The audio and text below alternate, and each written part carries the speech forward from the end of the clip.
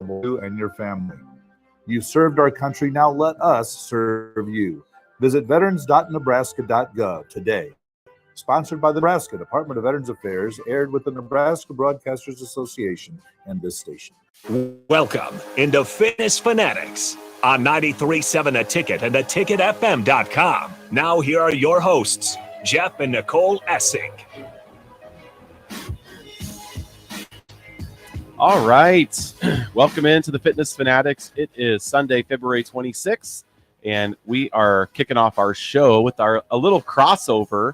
They always have the spillover Monday through Friday with Sip and Jake and AD and Raph, and kind of have both shows together. So our guest that we're having on isn't going to be with us till 10.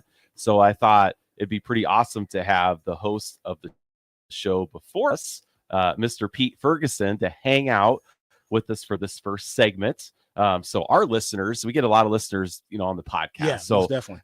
So I thought it'd be cool to have our listeners kind of get to know you a little bit, and for you to talk about your show that precedes us on Sunday morning. So Pete, how are you doing? Absolutely fantastic. Thanks, Jeff, Nicole, for having me. I really appreciate it. I was thinking about what name. I wanted it to be like the core, or something to kind of line it up, so we didn't have to take sips, whatever the spillover, whatever right. that little 10-minute now for your core exercises or whatever. I won't show off my two abs, but we'll keep it G-rated. But no, thanks for having me. Appreciate what you all do just for the community, but also I know you talked about you're on your 8th week of that 10-week challenge, and just kind of seeing the transformation of people and investing in people's health is huge. Well, thank you. So tell us a little bit about your show and how it all started. Yeah. It's, bigger than the score. It's on 8 a.m. on Sundays. Really want to thank 93.7 The Ticket, Harrison. I know Rico stepped in once, but just DP, because it's been something, people have always asked, like, it didn't just happen about 3 months ago when it came forward. That's been a slogan and a motto, but something, I've really worked to live by since I was involved in athletics. I got to give credit to my parents, Alita and Howard Ferguson, who, basically stressed that, there's things bigger than whatever that final score is. And so when you think about, it's a sports station and involvement, especially when we think about young people, what are those things that go beyond the score? We see the scoreboard, you see the stories on Saturday if you watch ESPN and Game Day and this, that, and the other, but it's those moments that we experience that are bigger than this, that are bigger than whatever you see on the final score. And I've had so many of those moments in my life. I haven't always appreciated them, but I've tried to live by it. I have a daughter who was very involved in athletics and extracurricular, and people would always say, man, how do you feel? You get so nervous or you're so calm or whatever. And I just would always say, like, I remember rolled off one day and I said, it's their journey. And it's bigger than any score. And so that's what I hope the show has brought. We bring some mainstream individuals, but we bring individuals whose stories that will, empower, that will educate, and will engage you to understand just, everybody's not only got a story, but everybody's investing in a certain way.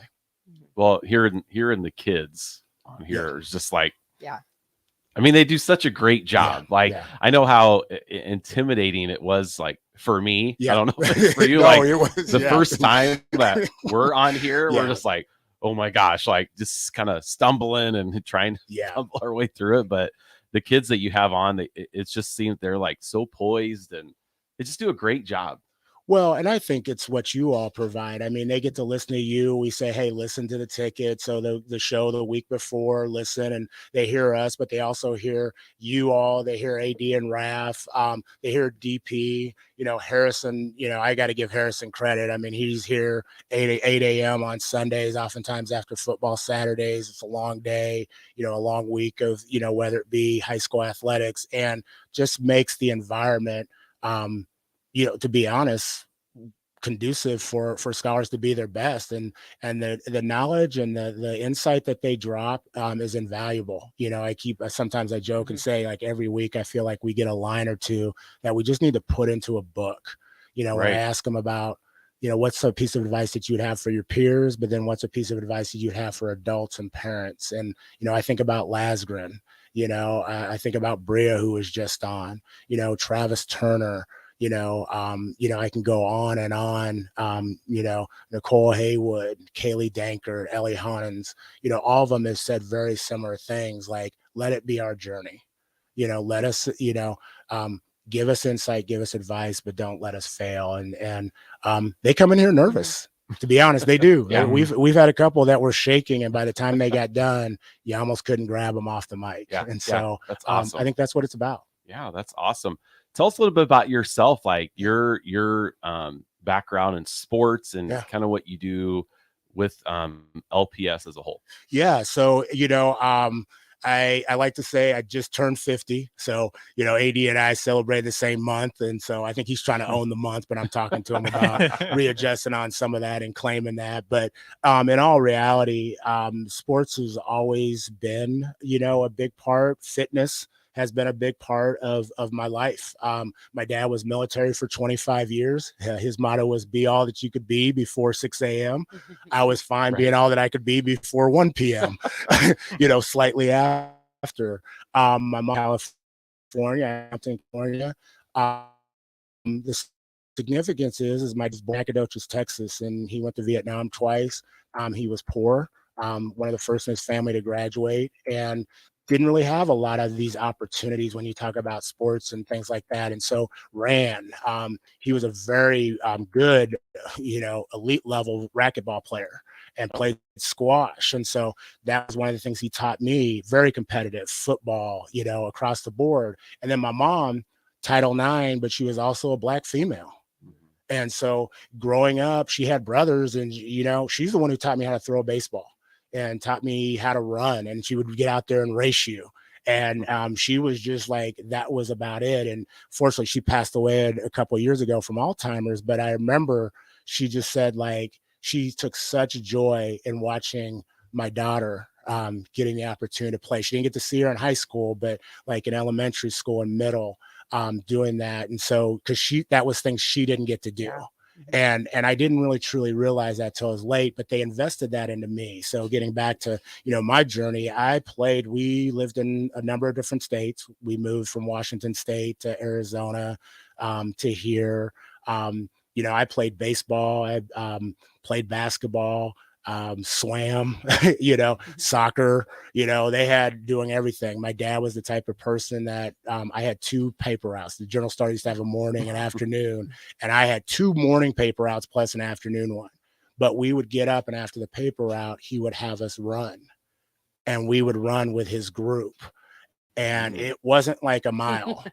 Yeah. Like, we lived in the Eastridge area, and we would run around Holmes Lake and get back. And so what I did was it sucked. I'm just not gonna lie, it sucked. How old were you when you were doing this? I was middle school. Okay. I was middle school. And I remember I would run and I would just try to beat them so I could get home and get in bed and get a couple extra minutes of sleep. Like, it didn't make any sense whatsoever. Because then they'd come and it's like, hey, what are you planning on doing today? And I would say, I don't know. Well, you're going to mow the lawn and wash the cars. That's not what I was planning. Yeah.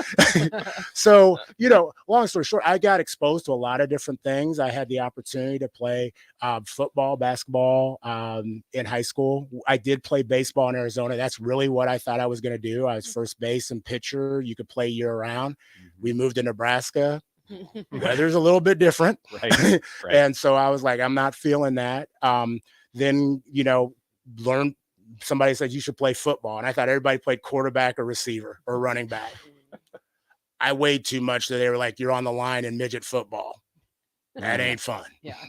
For me, it wasn't. Right. So did that in high school, and then got the opportunity to play collegiately basketball. I was a small center. My specialty was rebounding. So went to Hastings College and got that opportunity not only to get a scholarship there, but also academic scholarship, and then continued afterwards of just coaching. Y Sports, WL3 got me into officiating. And that's where I started working with young people. And through that, really has continued since then for 25 plus year career. worked at Lincoln Public Schools. I've done leadership development, and my role there is getting to be the coordinator of culture, inclusion, and scholar development, which is something I really enjoy. But the bigger than the final score piece, have gotten to do some work consulting and with my LLC of just broadening that a little bit beyond my job. That's awesome. So at Hastings College, so the two most famous alums there. Okay. Tom Osborne and you. Clayton Anderson. Clayton Not Anderson. you? I think I'm in that. I'm trying to be in that top 5, but they also go by donor levels too. Oh. So I don't want to go ahead and elevate myself too high on that ranking. That's pretty cool. That's pretty cool. Yeah. So I want to kind of switch gears a little Yeah. bit. What did you think of? We're gonna go talk a little sports. Now. Okay. Okay. Yeah, So most definitely. Husker basketball yesterday. Okay. Like, could you think of a more like perfect afternoon It's great. when you got the basketball team Yeah. winning, you got the Raiola family in the building, Yep. you got Dylan throwing the bones. Yep. I mean, people just like the baseball team won, the softball team won. It's everybody's just on cloud 9 right now. You know, they gotta be. And I think the thing is when you talk about just that opportunity, you got also in the wins, like state basketball. Oh, yes. You came off the heels of state swimming. We watched some of the swimming. Yeah. We on watched some of that PBS. yesterday. Yeah. Yeah, So, I mean, diving, swimming. yeah, it's a great time. I mean, you really think about Nebraska does, not only just with its extracurriculars, but when you talk about athletics, like that N stands for something, Mhm. and so for me, you think about, I kind of go back to the show a little bit when you just think about bigger than the score. It really helps define part of the culture that goes on, in the state. I mean, Right. you got Kelsey's parents, Mhm. in town. First time I think they've gotten to see him play collegiately. Yeah, and first time seeing him play D1 over in the U.S. in I believe. the US. And Uh-huh. so, you think about those components of like win or lose, man. That's like, think about like how many parents are like, they don't miss a game, or like they're upset if it's at the wrong time, or, their schedule and their tournament is at odd times. Here's somebody this is the first time in the United States they've gotten to see their baby boy play. Right. That's bigger than whether they would have won or lost. It makes it feel a lot better when you win. Yeah. Mhm. But we've got to reflect on that. And so when you're seeing the success happen, that's great. But also I think it's what that success, the foundation, what foundation that success is built on. Right. That's kind of like if you and Harris, you could chime in too, like with the basketball team. Like, just think 6 weeks ago, like where Nebraska basketball was at. And now they've won like 5 of their last 6. I think or maybe 6 of their last 7, something along those lines. Yeah. You're like our son, who really didn't watch all that much basketball. Like, I mean, he follows it and stuff, but now he's like kind of borderline obsessed. Yeah. Like, we had to be home yesterday at 2:30 to watch it. And he like doesn't really care about any other basketball. Like, he's just like excited to watch. Right. So watch the whole game yesterday. Like, he has to work on Tuesday night, but he gets off at 9:00. So like, we can watch the second half of the Michigan State game. And it's like, and then they put up a graphic of like our Big Ten record now is 8-10. Yeah. Mhm. And in the 3 previous seasons, we won 9 Big Ten games total in 3 years. So like, Nebraska has a chance to win more Big Ten games this year than they did in the previous 3. And after 2 starters got injured, and like, this just kind of shows like, even talking about bigger than the score. Yes, they lost some games, but they never quit. They never gave up. They persevered, and now like they're having some really cool success, and it's going to be fun to see where this goes. Well, and I think one of the things we got to think about is just 2.5 years ago, we had COVID. Yes. So, I mean, all that momentum that was lost for the teams and stuff. That has to be hard. It is. And I mean, I have a daughter who's a college athlete, and that was right after her freshman year. And so, that was a disruptor in a lot of individuals, not only just physical development, but also competitive opportunities. And then the third is, mental. And so, it affected everybody differently, but you want to be thankful, just for having the opportunity to compete. These are going to be memories that these young people are going to take with them the rest of their lives. I mean, the coaches will get compensated. They'll move forward. It would be great to see the young man Raiola, sign with Nebraska. But at the end of the day, it's got to be their journey, and they've got, you want them to have success that goes on to something bigger in life that's going to happen after 4 or 5 years. And you don't want to be coulda, woulda, shoulda type people. Right. I always think there's those coulda, wouldas. I could have done this if, a coach would have done this, or I'd have gotten this opportunity. I would have done this if I was bigger, faster, stronger, or I should have done this if I made different decisions. Shout out to the Bears fans in the room. Yeah. That was subtle. If we would have drafted Patrick Mahomes, if we would have drafted Joe Montana back in 1978, that's where my mind there went. you go. I don't want to hear from that Cowboys fan. You've been on that treadmill for years now. You're going nowhere, buddy. It's Fitness Fanatics. You talked about treadmill. Yes, I have hit back the treadmill. No comments on the Cowboys until June, but no, but I just think, I think about that, and I think about those moments, and if they've got kids or pictures and things like that, like I do. I just think bigger than that whole deal, and there's very few. I remember I had a coach, and he was talking about, like, how did you end your senior year? Like, I always go back to how he talked about how did you end your senior year in school? And so if you're on a team, the majority of individuals in that room, except if almost all of them, didn't end it the way they wanted to. Right. Because how would you want to end it? With a championship? Yeah. Yep. Mm-hmm. So you simply ask that question. Yeah, we lost in the championship. No, we didn't make the playoffs. This happened. I got hurt. Yeah. Okay. You're defining everything from that. We define it by championships, and Nebraska has been great at that. A lot of institutions, that's what you pride yourself on. And I think that's one barometer, that's one measurement stick. But I look at scholars that we had in here today, and you asked me what the focus of our show is I go back to this, is that a lot of kids will never win a tournament.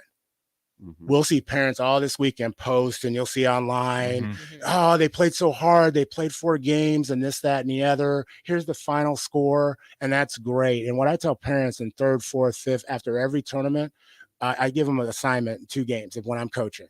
Take pictures with you and take pictures of the ref sometime during the course of the tournament. Because if you're waiting till the end of the tournament to take the picture when they get medals, some kids will never they'll never achieve 1st or 2nd place in that tournament. Doesn't mean they're not a good team. Doesn't mean they're not any good, but we wait until that moment to crown that success. And so if there's something I can give to those that are playing this weekend or the state tournament or Nebraska, take a moment and capture that image and not wait. Yeah, that's good advice though. Maybe you can give me some advice too. Why is it that as a spectator? As an NFL fan of the Bears? Okay, yeah. Why is it we start liking teams when we're so young, and then they don't do anything for 30 years, and we're still a fan of that team? Like, we're kind of in the same boat. We are. It's been since '85 since the Bears won a Super Bowl. Yeah, because you were 7. I was right? 7, and you watched because I was 7. I watched us play 7. the Colts in the Super Bowl.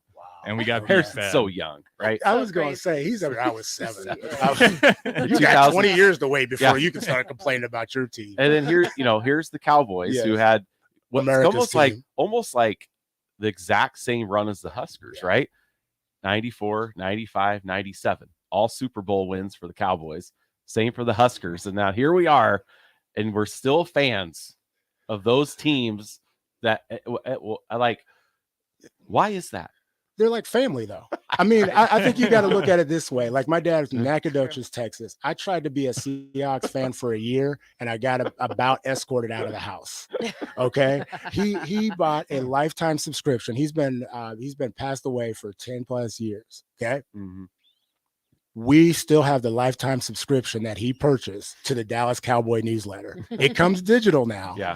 But when we moved, my wife's like, why is this thing so heavy? I opened it up, and it was all the Dallas Cowboy, like the paper newsletter that they used to send. And so it's like family. And I'll say this again, like, we don't ever want to give up on a scholar. Right. I don't ever want to give up on another person. I don't ever want to lose hope. And hope is something different, but I don't want to lose belief in individuals.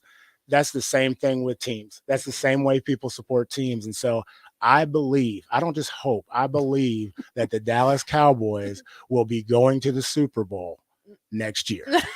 Every year. And I And believe, every year. yeah, I- every year you think. and, so. I'm trying to figure out if I want to go buy tickets to the Big Ten championship game for Nebraska, the Rose Bowl, or the national championship game. I can't Okay. decide Okay. which one I want to go to. You're gonna have to talk about the financial people at home on Yeah. that. Yeah. I'm not going to advise you in a way that's going to make you spend time with me. Do I yeah, go be- early or do I wait? I mean, well, this is the thing is, are you waiting to buy Beyonce tickets? Like people Right. get on, like I told my dad, why don't you just wait? Why don't you just wait? Mhm. You know, it'll come.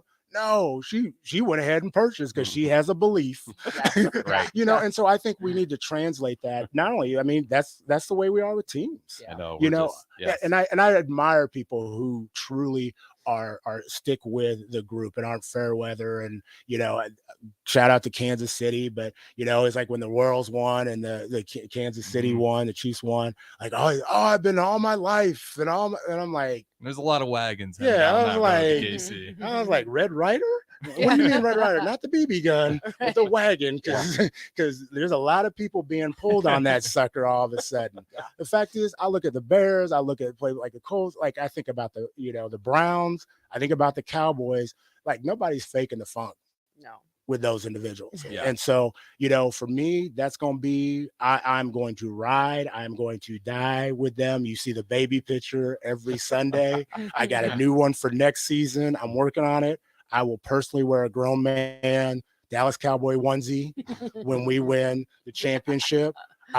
Southwest Airlines was pulled up during the championship game, the playoff Yeah. game. I was prepared to go Mhm. to Philadelphia. So yeah, I think that's where it is. It's just belief. Yeah. Well, that's true. That's the thing too, though, because if you don't have that investment, then the return isn't as enjoyable. If you're not making that years long investment in ju- that team, It was you just don't like enjoy it. just like when Nebraska beat Iowa. Right. Like, That could have been 7 any long other game. years of Yeah. misery. And when that clock, I mean, at the start of that game, it was like we were just kind of, we were just trying to break a curse. Yeah. But then when it got so close to like, oh my God, we might lose this, it was more like an exorcism now. Like it Yeah. turned into that. Yeah. But when the clock hit 0, Nebraska won, it was like, you just had like so much joy. I mean, it was just, I gave Nicole a hug. Yeah. And It I'm was not like, a hugger. You can't believe this I'm like, happened, why are right? you hugging me? But then at the end of the day, you wake up the next morning, Life the goes on. mortgage is due, the rent's due, the Yeah. bills are due. You got to go You're to work. teaching, you're teaching class, Right. you're Yeah. investing Right. in other people's Right. lifestyles. And Yeah. the thing is you're not going to turn people away because they like a different team. Yeah. Well, Or I this, mean, that. maybe Well, a Texas fan. I don't know. Well, I won't come in with a We'll hook and cross horn. that. Yeah. Yeah. We'll cross that bridge. No, Yeah. that's not true. We have a Texas fan. What about Miami? Is Yeah. there, you put on the door, not allowed, Right. banned, It's a vibe. banned It's for a the vibe. season. Yeah. Mhm, mhm. No, but as like talking about after that Iowa game, yes, you have so much excitement, but at the end of the day, it is just a game, Yeah. and you have real life still there, win or lose. Which is, I mean, when I was a kid, heck, I would just, it'd be the world was ending when Nebraska lost. Well, think You about know. when you were Your playing world was sports. small. Yeah, when you were sports, I Mhm. mean, kids, I remember like, man, I sucked today, or man, this was the end of it, and and then you start thinking if you could write a letter to your younger self, Yeah. like Mhm. what you beat yourself up over, or what you didn't put time. I know, all of y'all played in different things, and I'm just like, I'm looking back, and I'm like, man, I really missed this opportunity Mhm. during that time Mhm. because I invested in something in a way that maybe I wish I would have altered it a little bit. And so Mhm. that's what I hope, in the conversations and you all do it, like invest in your health, Yeah. Right. invest in yourself, because at the end of the day, one, you want to be around for those moments to be miserable, Yeah. Yeah. but Right. also to be excited. Yep. But the other part is just, as we look at our show with Bigger Than the Score, is just making sure like invest. I mean, I can think about countless moments that I didn't take advantage of because I was so wrapped up into what the final outcome was. Mhm. And I mean, I can go on and on, but the quick one is my daughter. I remember their senior year, they lost the state tournament. Okay. Mhm. Phenomenal run, this, that, and the other. And I was taking pictures and videos and just, even the moment they didn't get the trophy, for basketball, it was great. And I remember a young lady, came up and it was she was like, I think 6th or 7th grade. And the mom was like, I'm sorry. She just wants to see Jaden. She goes, I told her she's not going to be. And I said, no, that's fine when she comes out of the press conference or whatever. And she ran over and she hugged her. Aw. And I don't get emotional. I'm not a touchy-feely person, but I did really start to kind of tear up. And for me, that was one of those moments when it was like, it was about something bigger than the score. And I remember a couple days later, somebody called and said, hey, do you have any pictures, et cetera, et cetera. And I'm like, why? And they're like, well, we didn't take any. We were upset. Like, they weren't. And the fact is I had the pictures. I captured the moment. They had missed it because of where they were at mentally, Right. disappointed because they lost the game or whatever. And here I am, like, it's her senior year. You This got is a lot farther than 30 some other teams and got to be there multiple times. Right. So those are the things I always tell to put forward to people. So thank you for what you all have been doing.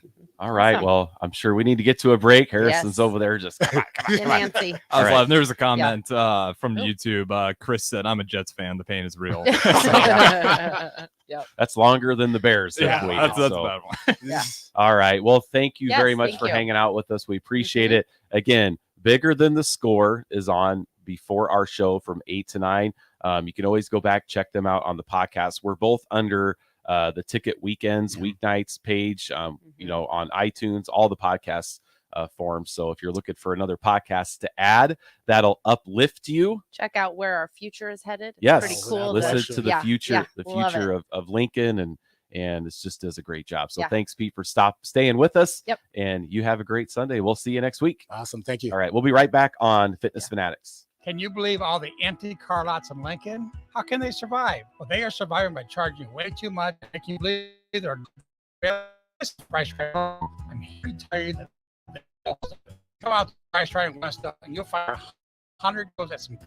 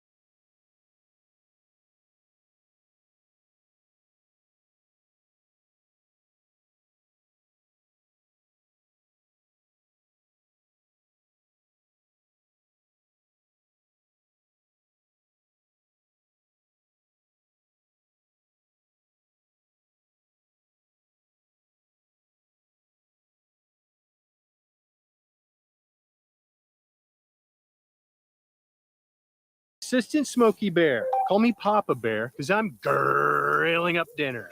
Do you get it? Yes, good job. So what should I do with all these coals? Don't just toss them out. Put them in a metal container because those embers can start a wildfire. I understand. The stakes are high. Ha, ha, ha, ha. Learn more at SmokeyBear.com. Brought to you by the U.S. Forest Service, your state forester, and the Ad Council. I'm Chris Jakimick. I served in the United States Air Force, and I deployed 3 times. So in 2017, I was serving as an Air Force First Sergeant. Our motto in that role is, my job is people, everyone is my business. But unfortunately, in that year, I would lose my own brother, Lance Corporal Adam Jakimick, to suicide. The majority of veteran suicides are from guns. I store my weapons securely, not only for myself, but for my family. Store all your guns securely. Help stop suicide. My service never stops. Brought to you by End Family Fire and the Ad Council. 1 in 3 adults has prediabetes. 1 in 3. That means it could be you, your football buddy, your football buddy, Or you, your best man. Your worst man. You, your dog walker. Your cat jogger. While 1 in 3 adults has prediabetes, with early diagnosis, prediabetes can be reversed. Take the risk test at doihaveprediabetes.org. That's doihaveprediabetes.org. Wait, did they just say 1 in 3 adults has prediabetes? That's 33.33333% of adults. That means it could be me, my boss, or my boss's boss, or me, my favorite sister, or my other sister. That's 7 members of my 21-person romantic book club. Wait, the 1 in 3 could be me, my karaoke partner Carol, or my karaoke enemy Jeff. I'm going to take the risk test at doihaveprediabetes.org. Brought to you by the Ad Council and its pre-diabetes awareness partners. The captain, Vershawn Jackson. We're going to get a Mind Green set up in here. You know, we go back 15, 20 years ago. Video games is a picture of a kid or adult sitting in the basement, you know, lights off by themselves, eating Doritos, drinking Coca-Cola and all out of shape. And it's different now. Yeah, y'all working out. You know, and it's like, you got to work it out now. So I'm adding in practice sessions in the weight room. We're working out. Get them a mind. You know, we're doing esports camp, just like training camp. We're doing 2 a day. Where we're on the Xboxes, we're on the PCs. 3 hours in the morning, 3 hours at night. Now back to Fitness Fanatics on 93.7 The Ticket and theticketfm.com.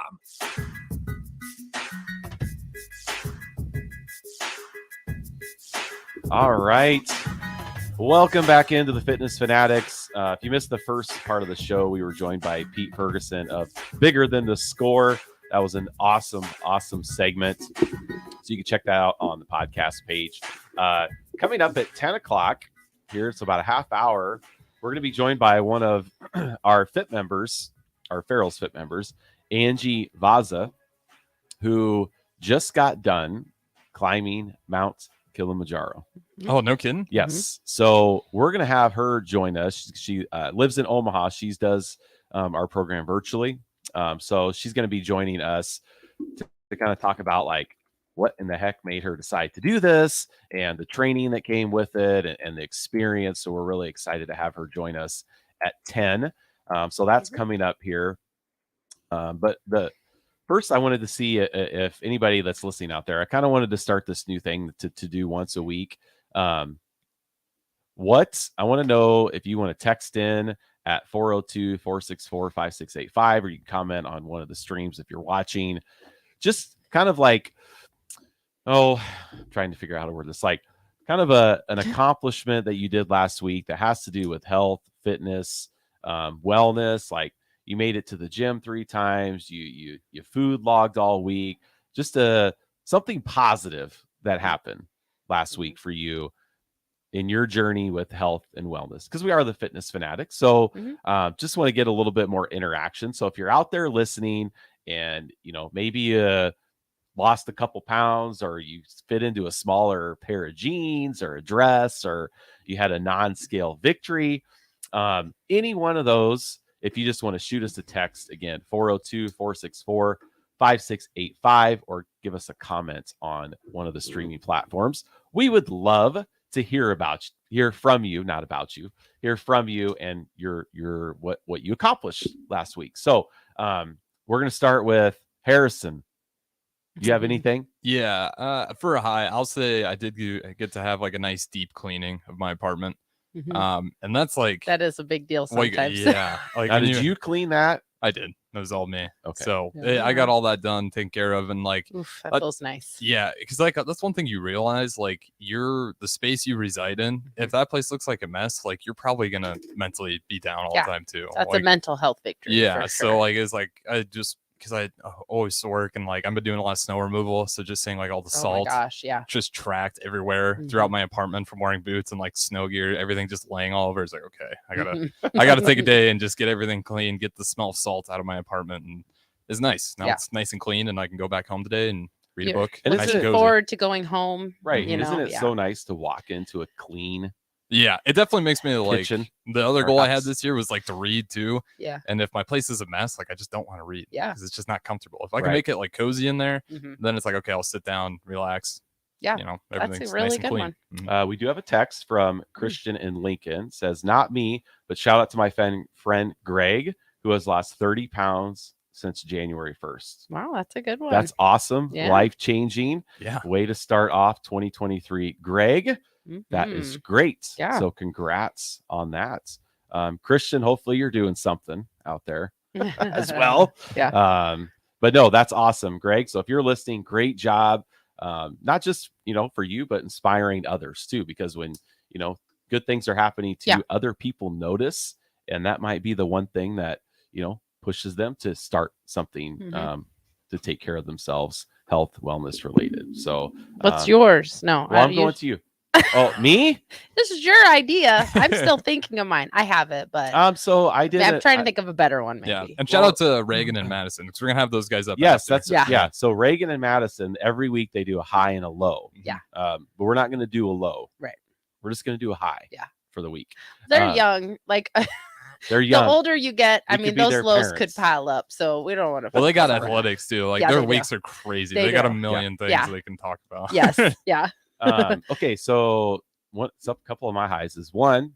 I made a decision that I'm going to start my half marathon training today. So I'm going to be out running first run of the year at 1:00. So I already know my high for next week, but I made a decision to do it in the middle of the night. Yeah, because I asked you last night when I put the thing out there to our running group and I was like, hey, does anyone want to meet at 1 to run? And then I looked at you and said, are you going to run? And you were like, what did you say? Oh no, it was snarky. You're like, I'm not making that decision right now. I'm not making a decision at 8:00 the night before. I didn't think you. It was just ridiculous. I was. Yes, but I'm going to. Okay. I had just You had a really good night's sleep I just had a Jeez. great night's sleep. This little segment came to me in the middle of the night that I thought, oh, let's try to hear from some listeners, get some positivity going, and then so I'm running today, but no, I did. How far are you running? So I'm gonna do 3 miles. Okay. I think that's a pretty good distance. I'm gonna do 5, but I'm gonna run from our house to where we're running, and then I'll run home. So that's about 5. That's 2. Okay, so I'm gonna do 3, and then every week I'll increase it a mile on the weekend. I started 2 weeks ago, so that's why I'm. Oh, okay. Yeah. Yeah, I don't want to do 5 because I don't want to injure myself. I did 3, and then I did 4 last week. I'll do 5 today. Okay, so you just run straight through 5, no breaks. No, I usually will walk. I didn't 4, 5, 3. I didn't take a break. That I can pretty much run 3 miles. Yeah, I still, I don't know how to train. Do you just for some people train for marathons? You just powering through those miles no breaks because that's what you're going for is I would recommend that you add in walk breaks. You should train how you're going to do the run. Yeah. Okay, right? That probably makes sense. All the marathons that I've done, I've tried to do a run walk where I'll run for 9 minutes, walk for 1. There's so many different things you can do. I see a lot of people kind of do. I think that's the more popular one, right? People run and then they take a short, maybe mile breather. Well, not a mile. Excuse me, not a mile, a minute breather, and then they kind of get back to it. Well, and it's just good because first of all, you're going to have water breaks on the race course. So you're typically going to be walking through those anyway. And it's a good time to do things like if you need to take off a layer or add a layer or tie your shoe or, switch your music. It gives you a break to do that. So I recommend that you do. Even if you do run walk, you can still PR a race because you're, kind of banking a little bit. So I don't know. If you walk when you need to walk, too late. You're in trouble. Yeah, it's too late. At least from what I've found. Oh, doing 100%. All the halves that we've done and the full marathons that we've done. Yeah. When you walk because you have to, then you're just your legs are just. It's hard to get going again. So even when I've done full marathons, it's so hard to not walk the first time when you have all the adrenaline. Everybody's around you. You're in a group of people and you're like, oh my gosh, 9 minutes is up already. I need to walk for a minute. It's hard to do. Yeah. And sometimes I know Nicole, sometimes she'll go 20 minutes before she does her. Yeah. First I'll walk. run the first mile today without walking. Then when we start I'll have to stop when we join as a group. And then I'll probably do a little run walk. I'll probably just run the whole thing. Probably. Holmes Lake is one that I like to just tie up in one nice run. Yeah, that one's not bad. It's probably just over a mile. Oh, it's longer than that. It's okay. 2 2.5. 2.5. Yeah. Okay. That's a pretty good run. Yeah, then. that's a good run. But, especially when you get to that top ridge where that wind is just killing you. Yeah, we're running on the we call it the Alamo Trail. It's not that. We're going to the Alamo. We start at the Alamo Center and run towards 27th Street because it's just a nice like straight shot. Okay, let me ask you guys this. Maybe you can put some truth on it. I see like a lot of people with running, like they will go like 100 miles on the treadmill and just sprint, and then they'll stop and then walk and then they'll sprint really hard. And their thing is like you burn calories that way by like stopping your heart and that not stopping your heart rate, but like lowering it and then making it go rapid and lower it and then just keep doing that over. Is that like a real weight loss thing? Because I hear that one a lot. It's and I don't high know if it's intensity interval training. It just depends. I think if you have less time, that's probably good. But if you have more time, it's better to just like over the accumulation of that time, you're going to burn the same amount of calories. So you might as well just bring that intensity down a little bit. But you might see people doing that when they're training to get faster. Yeah, that's probably because like that will drills. Yeah, that's they're called fartleks. What are they called? Fartleks, where you Never sprint heard of it. and then you rest, and then you sprint. Yeah, that's because we don't train for speed. We're But not speed when by you see any people stretch. doing that on a treadmill, if they're training for something, that is how you get faster. You run at like your max capacity. There's two thought processes to that. First of all, you can do heart rate training where you slow yourself way, way, way down and you go off of your heart rate and you make it so your baseline heart rate, max heart rate is lower at a higher intensity, but that takes a long time to do. Like you have to go really slow. That's like your first. like your deep distance runners too, Yes, right? That really, cause like I knew Sam Anderson, he was a big, and this one I was like probably ripping off like 7 miles pretty good, and I was like, I can't get past that. Yeah, and that's what he was saying. So that's probably what you bring it down, and then your threshold gets higher, where you can and you can work harder, like longer because you're used to it. But so you can do that. That's very difficult mentally because sometimes you're practically walking at first. Like, Really? yeah, but it makes you get faster. Or you can do that speed work where you sprint and rest. That's its own training though. Like you do that during the week. You don't do that on like your long run day. Yeah, and I'm not that caliber of runner. I'm not either. to be doing like it's not pleasant. You can't training or anything like that. Like no, I just was like, give me a trail and I'm going for 3 miles and then I'm going for 4. Yeah, you can't zone out on those, which is why we like running. That's why I like running. We're completers. Yeah, not computers. I can see it's a hard thing to master here too because I got this watch and it tracks heart rate, and like when I do run, like I've tried like trying to control my heart rate a little bit, like let's stay, and it's just up down. Right. It's just crazy. Like trying to get your heart to work with you. Yeah. It takes a lot of practice. But from the text line, we do have Ben saying I had to weigh in on Wednesday. I was officially down 40 pounds and it changed my life on December 7th. Working out 6 days a week, and I couldn't be happier with where I'm at and where I'm going. I have around 20 pounds to go to my goal. Ben and Hickman. So Ben's having a great start to the week. Absolutely. That's awesome. That's awesome, Ben. Very cool. Keep it up. Yeah. Keep it up. I don't know if you know, I think, is it Matt Taylor from Hickman? I think, I think he's from Hickman. Okay. Isn't he? I think so. Pretty sure he is. All right. Well, great job, Ben. Thanks for listening. Thanks for texting in. It's always good to hear some success stories. I'll do mine really fast before we go. Yeah, we got time to break. Okay. Oh, yeah. Oh, your success story? Yeah. Did you forget? No. Go ahead. Okay. I didn't know this was happening until just this morning, but mine, and this sounds really stupid, but at the beginning of the week, I had prepped this food, and it was basically just lean ground beef and like some beans that I'd prepped. And as of yesterday, I finished all of it, which is a big deal because a lot of times we prep food and then we don't finish it. So it was a big deal. I made it a part of my meals. I had it like with a salad one day. I've had it in a wrap a couple times. So that's a big deal for me to actually eat the food. That is hard to do. Right. I've tried meal prepping before, and it's like you get to Friday and that food you made on Monday, it's like doesn't look as appetizing anymore. I know. This was, like I said, just some meat and beans. It wasn't anything like, but I as I was making it last night, I'm like, look, I'm finishing this. Yep. Yeah. So that's a good one. We're not big leftover. I know. And it's not, I mean, it's still good. So yeah, that was pretty good for me. Usually it would have sat in the fridge for like 2 more weeks, and then I probably would have thrown the whole container away. And it was a good container too. So that was. You ever get where you just throw the container out? Yeah, and it's such a thing of disgrace because it's I know. it's moldy because you were lazy, and now you're throwing it away because you're even lazier. I know. It's just like it's a like double the whammy. Walk of shame to the garbage. I just cleaned out our freezer last weekend, and it was like I was throwing away grocery bags, like paper bags of food, basically. Not all food. A lot of it was like containers, like not containers, but like packaging. So I was consolidating things. But it's like you're doing backwards grocery shopping is like a walk of shame to the garbage, like this giant garbage Trader Joe's, paper bag full of And food. something we always do is we always clean out our fridge the day after the garbage comes. We did do that.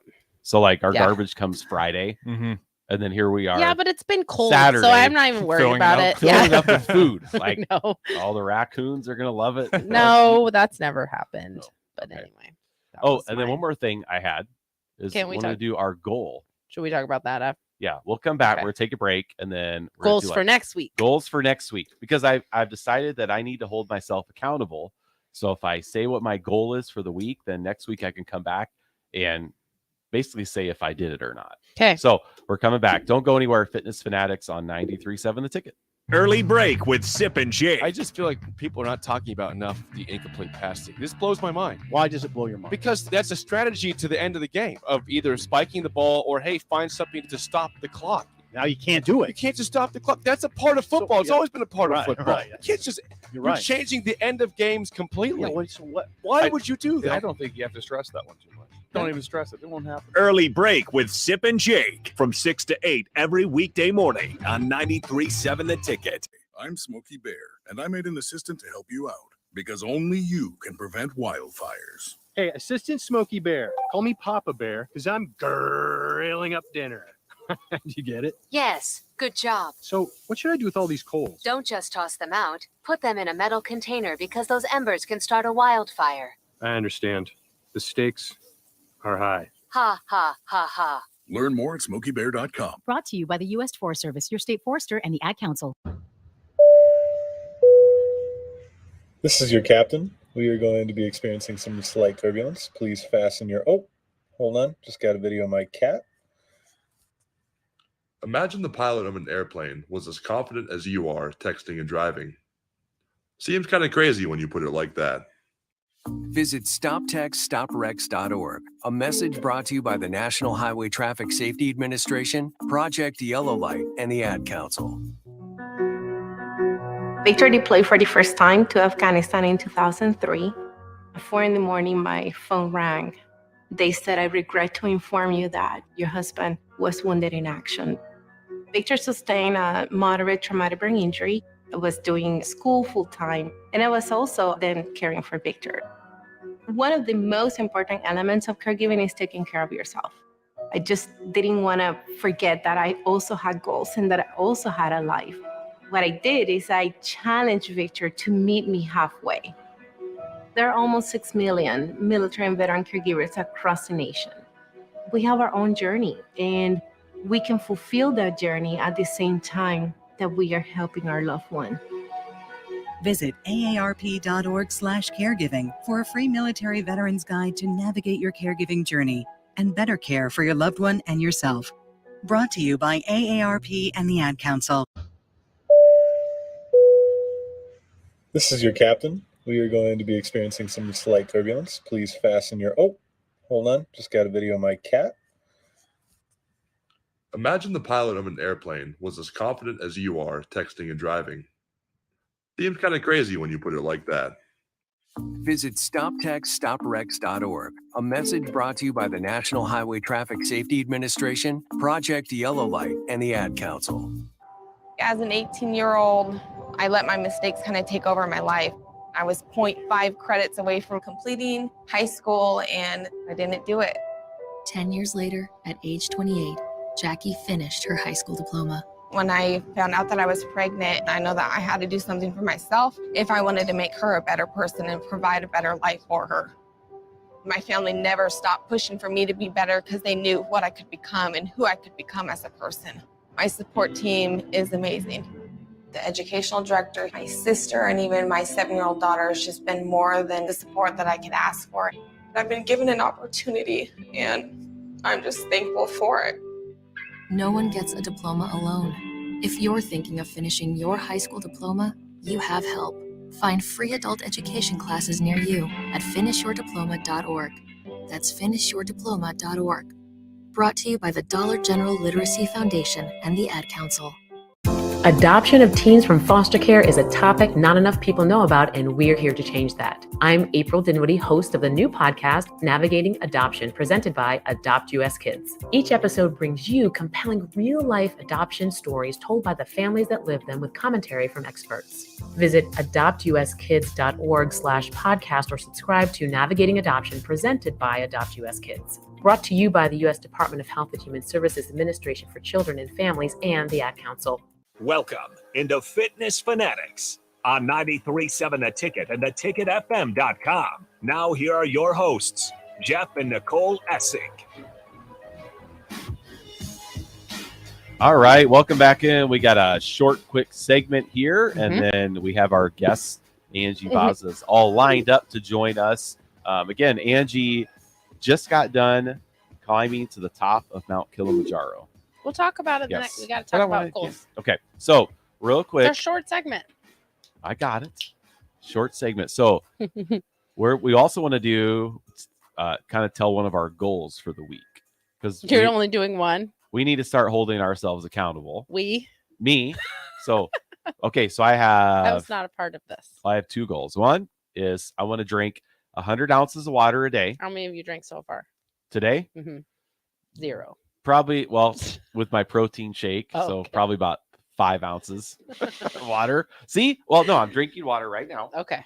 So I have a bottle of water right here. Okay. So I want to drink 100 ounces of water, and then I want to run 3 times this week, because our half marathon is in Lincoln in first weekend in May, which we're doing the Lincoln half. So I said I was going to start training come March 1st. So I technically could say, well, I don't need to run today, but I'm already said I'm going to. You should run, yes. No, I'm going to. Okay. So, yes. And the weather looks to be picking up. I'm not going to run when it's 5 degrees. So you're not going to get your 3 runs a week in if the weather turns bad. No, I'll get them in. Because I think there's a snowflake at the end of the week. It's all right. I'll hit the treadmill if I need to. Okay. I got to get it done. I ran 6 miles in 2022. So I thought it was 9. No. 6.2. We did 2 5Ks. We did the Husker off-road race, which we'll be doing again. It's not an off-road race, it's the road race. Why do I say off-road? I don't know. The Husker road race, on a road, which will be pumping up a lot once we get closer. I don't think they have a date yet, but it'll be in the summer. Yeah. And then we did the Run to Overcome. Yeah. That's it. So I ran 6.2 miles in all of 2022. Okay. So I'm ready. And I'll get it done. What was your third goal that you were going to do, but then I had to rein you in? Food log every day. Oh, okay. Yeah, that's pretty ambitious. 3 goals. Yeah, I know. So we'll go with those 2 goals. Okay, yeah. So what's your goal for this week? My goal is always to eat more vegetables, which I ate vegetables this past week. I've been pretty good about it, but I haven't been keeping myself accountable. So one of the things that when you're talking about eating fruits and vegetables for health reasons, and a lot of the reason why we want to eat fruits and vegetables is it's good for our gut health. It's good for our digestion. It gives our body lots of pre and probiotics to help with our gut health, which is kind of a big deal right now. But one of the things that you can do, and it's pretty daunting, but for optimal gut health, as far as fruits and vegetables go, you should be eating 30 different fruits and vegetables a week for whatever. What am I trying to say? Optimal. Should we try to do that? Health. That's my goal. For this week? Yeah, for this week. 30? I've done it before. So I'd have to do AG1. I can't imagine my fridge just being full of 30 different vegetables. I know. And you don't have to buy you're only eating different. You can go buy one. No, what if I just do apple. 1 scoop of the multi-greens and there's 100 vegetables that's the thing, there? though. That's what I wonder. Those right. work? Because No. that's a lot of vegetables to eat. Right. I mean, that's not a bad thing. But the thing is, it's about the diversity of the different types of fiber that's in there and how those work. So if you're only eating the same vegetable all week long, you're not getting the benefits that you would get if you ate multiple. But think about if you eat a stir fry, there's 5 vegetables in there. What if I tore up the NutriBullet and I had 5 different vegetables a day? Yeah. Is that fine? As long as they're different. Maybe I should try that. You already have 2 goals. Make that your goal next week. Well, but if you're going to do it, you're not going to eat the same vegetables as me. Why? Well, I don't know, because you does it have to be a serving or it can be a bite? It has can to I be have a bite of it can't just be a bite. Or it has to be a full serving. Like I've already eaten one. I ate a carrot, like a full carrot, not a baby carrot. Like I ate a carrot today because I bought like them. Full Bugs Bunny carrot. Yeah, I ate a carrot. Okay. Yes, I went to Trader Joe's already this morning. I got some blueberries, baby broccoli, because I don't like regular broccoli. A carrot I've already had, and I downloaded an app tracker. A habit tracker app, and I just have that one, and it's just like you just tick it off. It's a count, and you just tick off that count. 30. I've done it before. But like we have sweet potatoes at home. I could probably do it with what we have at home. But you don't have to make that your goal. I had one vegetable last week. I had a couple. I just remember now one of my wins. Oh, you had a salad. I did have a salad. Yeah. Spinach, salmon, tuna. spinach, tuna, and a couple hard-boiled eggs. Yeah. With no dressing. That's because you're weird. You're picky with the vegetables, though, right? Yeah. Yes. 30 is a stretch. He'll just mix them up and drink them. I mean, honestly, like 5 at there's once. nothing wrong with just powering through stuff. Right. I have that with like every now and then I'll have protein that's really not good. Yeah. And then I'll just have to choke it down. That's a daily occurrence for Jeff. Yeah. But no, it doesn't have to be like a whole cup of vegetables, but like 2-3 Brussels sprouts is probably fine. It's just the diversity of the vegetables, being aware. And it can be fruits too. And I think legumes and beans count too, because those are good, kind of a good resistant starch, a good fiber. So like you could have some nuts too and some beans. Harrison, goal? So that's mine. 30. Your goal real quick, and then we'll go to break. You know, I want to keep on this book one. I want to finish a book in a week because I just finished the last one. I think the next one's only 300 some pages. I can get that done. Now, is this a sports book or is this a non-sports book? No, it's actually not. My books, I actually don't read too many sports books. This one's same Witcher series. I'm just tearing through that one still. There's about 7 or 8. So this one would be number 5. So try to get that done in a week. That'll be like the most books I've read in a year since like that's awesome. High school, maybe. And it's only February 26th. I know. We're chugging through them. It's a good goal. It is. It reminds me, like I finished the book and I put that down. I was like, oh, it's been way too long since I've had that feeling of like cover to cover. Yeah. Put it All down. right, so we're gonna circle back on these goals next week, and we want to make sure we accomplish them. So, because I could tell you, if I drink 100 ounces of water a day and I get 3 runs in, I feel like you drink a good amount of water. When I have something with me. Okay. But if I'm just getting a drink out of the drinking fountain, it's not happening. So I'm gonna take like a full hour to explain the plot so you guys know that I actually read it. No, we believe you. Yeah, no, I'm just messing around. All right. Well, our guest is already joined in, so she's gonna be with us here when we get back. We're gonna take a break. We'll be joined by one of our members, Angie Vaza, talking about Mount Kilimanjaro coming up here on the Fitness Fanatics 93.7 The Ticket. When you were a kid, clubs were cool. Robotics club or space club and stuff like that. But what do adults get? Book clubs and quilting clubs? Nah, forget that. How about a margarita club? Get to Upside Bar and Lounge and join the best club in town. 10 flavors of margaritas like Maui Wowie, burnt pineapple, and mango tango. Try all 10 of them and receive your own souvenir margarita glass. Make it your new Monday night tradition. $4 margaritas and $4 taco baskets. Grab the crew and head on over Monday nights or any night. Upside Bar and Lounge at 29th and Pine Lake. Hi everyone, Kendall Warnock with A1 Automotive in downtown Lincoln. If you're looking for an automotive repair facility you can genuinely trust, we would be grateful for the opportunity to earn your business repairing your vehicle. We have ASE master technicians and qualified to work on a variety of vehicles from Hondas to Porsches, Jaguars to Toyotas, and Chevrolets to Fords. We pride ourselves on customer service and relationships, and we would be grateful for the opportunity to serve you. Give us a call at 402-477-4660. A1 Automotive, always honest answers. This is Lincoln's home for sports talk on the FM dial. Also online at theticketfm.com. On the internet. KNTK FM Firth, 93.7 The Ticket. Hey guys, this is Lindsay Teal from Nebraska Golf Team. Imagine golfing the best courses in the world. St. Andrews, Pebble Beach, Southern Hills, the best of the best. You can play those courses and more without ever leaving the city of Lincoln at Double Eagle Golf. Double Eagle has the city's best golf simulators, 5 high-quality bays that track ball speed, launch angle, club speed, spin rate, and more to give you the most accurate gameplay. Check it out for yourself year-round. Double Eagle Golf, just 5 minutes from downtown at the Kinetic Sports Complex on West O Street. Alexa, play 93.7 The Ticket. Okay, playing 93.7 The Ticket. Alexa, turn down the lights. Dimming the lights. Alexa, order a pizza. The big one. All the toppings. Are you sure that's a good idea? Alexa. That's a lot of pizza for just one man. Alexa, just do it. Stop judging me, just do it. As you wish. Thanks, Alexa. You're my best friend. Veterans, do you know what local, state, and federal benefits and services you're eligible to receive? Do you want help navigating the application or appeals process? Speak to your county veteran service officer or the Nebraska Department of Veterans Affairs State Service Office to see what's available to you and your family. You've served our country, now let us serve you. Visit veterans.nebraska.gov today.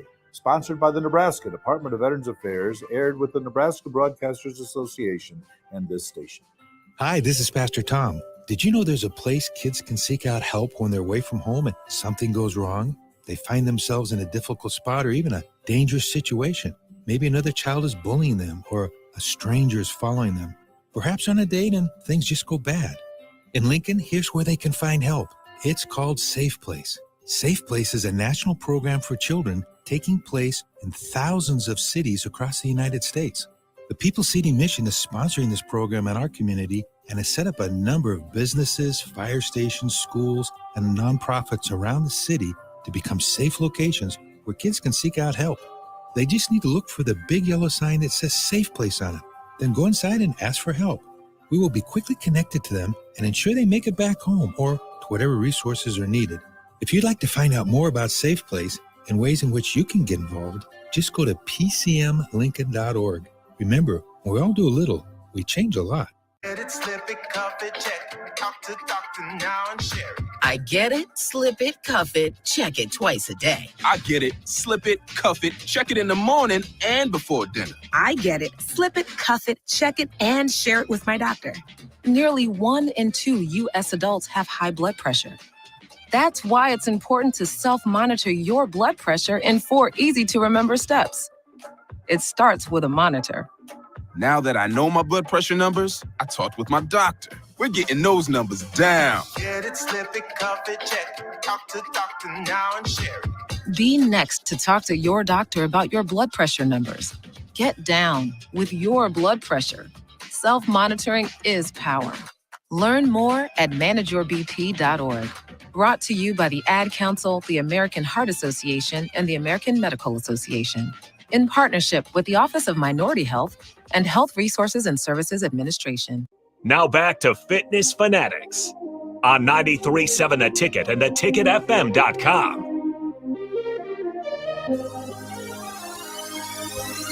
All right. We are back on the Fitness Fanatics. If you missed any part of our first hour, you can check us out on our podcast page on theticketfm.com. We are under Ticket Weekends, Weeknights, under Fitness Fanatics. We are joined in the second hour by a Farrell's Fit member, Angie Vaza. How are you? I'm great. How are you guys this morning? Oh, hold on a minute. We can't hear you. See here. I don't think she's talked yet. Yeah, she said something. Oh. You're unmuted. We should be able to hear you. It could be with her microphone if she's. Make sure she's got that set up all right. Angie, if you can hear us, or maybe turn your microphone on because you're unmuted.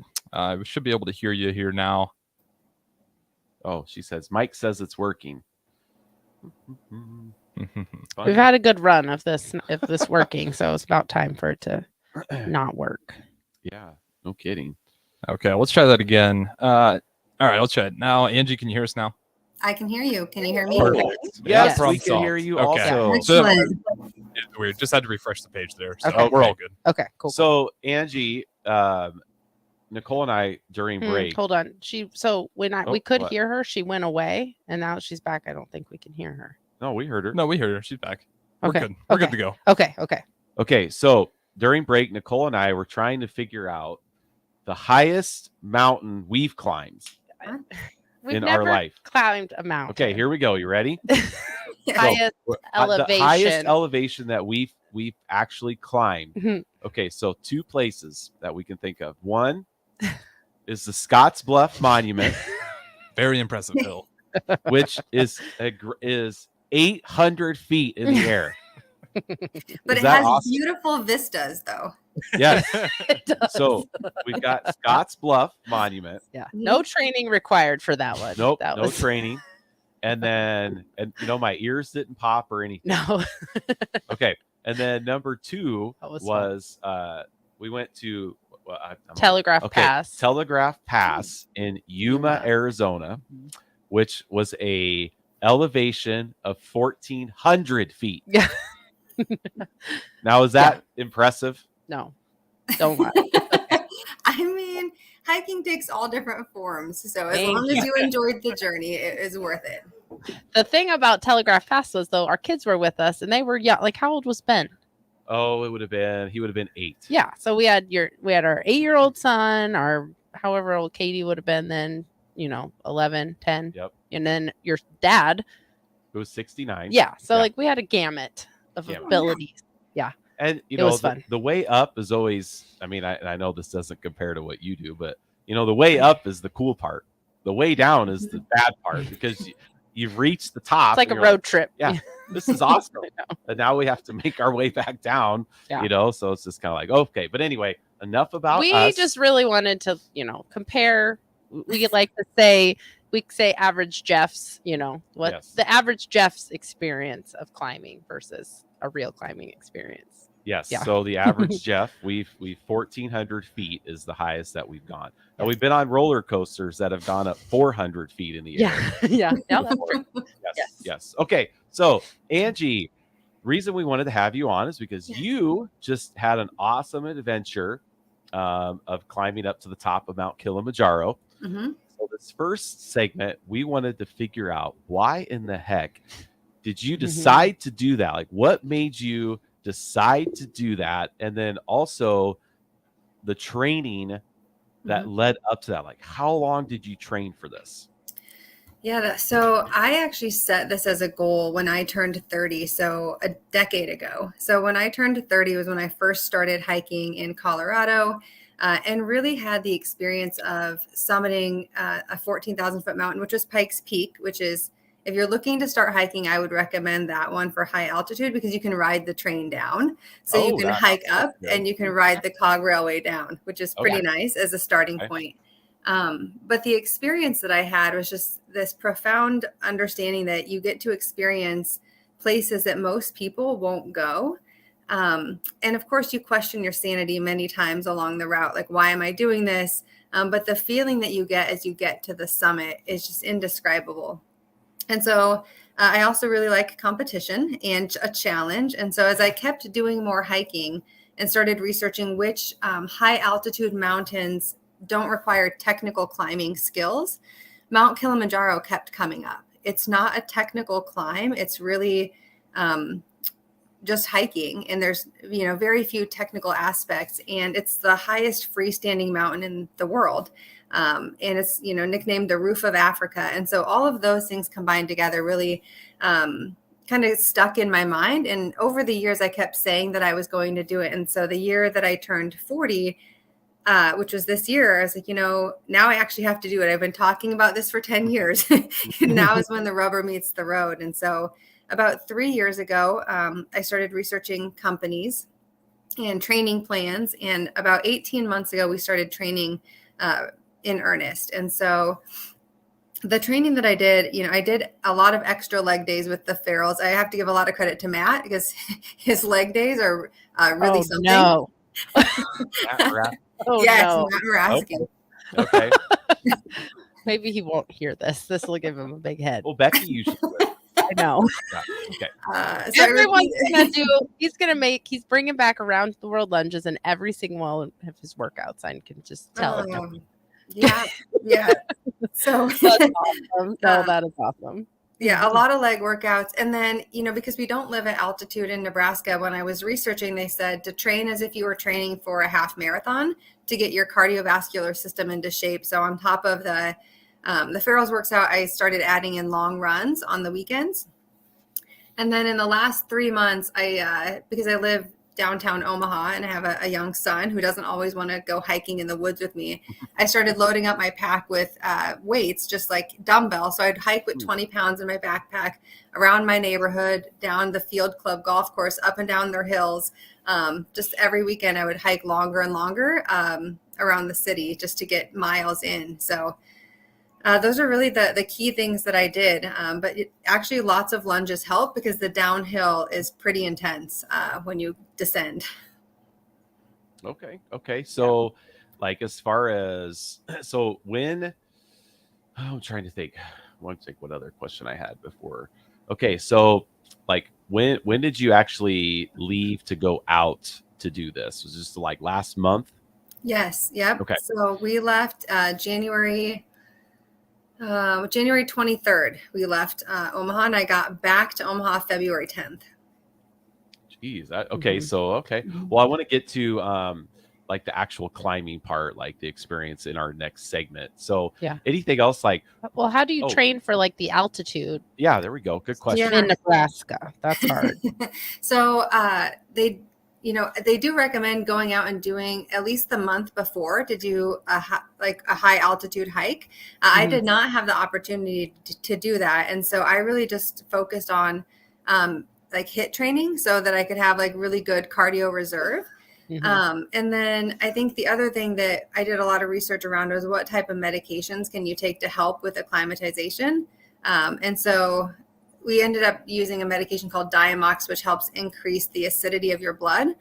So it's a diuretic, but it actually increases your acidity. So as you're, breathing really hard and really fast and you're blowing off all your carbon dioxide, it actually can make you alkalotic. So if you take these medications, it can help prevent alkalosis. So that's something that they recommend for people who live at or close to sea level, who don't have the ability to train at elevation. So we did take that route as well, but it was a lot of reading, a lot of research, meeting with other people who have hiked Kilimanjaro to see, what did they find out when they did it that they would recommend to others. Did you do this with a friend, or was it you just flew over there by yourself and met people that you didn't know and then off you went? Yeah. So it's actually really difficult to talk people into wanting to do this type of an excursion. But I have one good friend of mine who works with me at UNMC. And so her and I had started talking about it 2 years ago, and we kept trying to line up the dates. So she ended up being able to go with me. And then she was talking to one of her friends who runs half marathons. And she's like, that sounds like it would be a good adventure. So her friend ended up signing up. And then a friend of theirs who lives in Portland, Oregon, who hikes a lot, ended up joining us. So the four of us ended up meeting up in Doha in Qatar, and then we traveled to Tanzania together. So the four of us, and then there was 8 other people who were on the trek with the company that we used. So there was, some single people, some sisters, a couple. So there's 12 of us in our excursion group that all ended up summiting together. So a variety. Oh, that's awesome. Yeah, I don't know if by yourself would just be like, but yeah, having some friends to do it, that's kind of awesome.